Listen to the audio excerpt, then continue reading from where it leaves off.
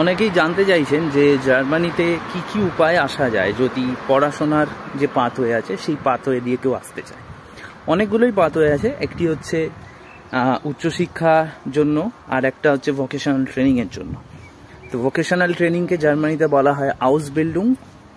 এটা 2.5 থেকে 3 বছরের জন্য হয়। 350-র ওপর ট্রেডস রয়েছে, যে বিভিন্ন ডোমেন এবং ট্রেড, তাতে আউসবিল্ডিং করা যায়। এটার জন্য শুধুমাত্র হাই সেকেন্ডারির সার্টিফিকেট, একটা ভালো রেজাল্ট, হাই সেকেন্ডারি সার্টিফিকেট লাগে।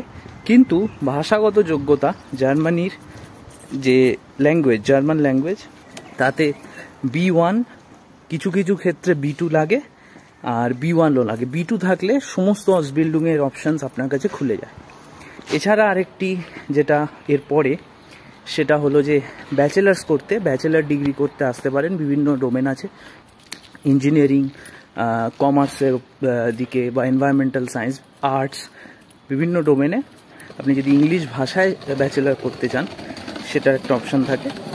আর তা না হলে আপনি জার্মান ভাষাতেও ইউনিভার্সিটিতে এখানে অ্যাপ্লাই করতে পারেন। সেজন্য আপনার C1 লেভেল অফ জার্মান দরকার।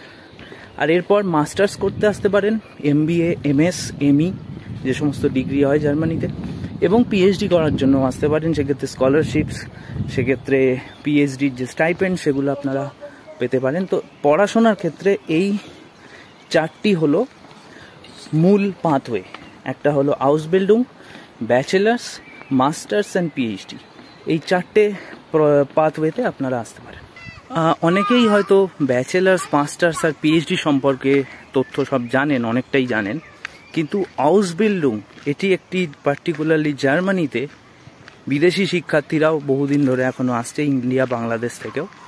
তো এই আউসবিল্ডিং বা ভোকেশনাল ট্রেনিং এখানে একটা অল্টারনেট, খুব ভালো একটা পাথ। তো আপনারা যদি চান যে এটার উপরে ডিটেল ভিডিও আনতে, তাহলে অবশ্যই কমেন্টস করুন, জানান। তাহলে আউসবিল্ডিং নিয়ে, জার্মানির আউসবিল্ডিং এবং ভোকেশনাল ট্রেনিং নিয়ে আমি ভিডিও বানাবো।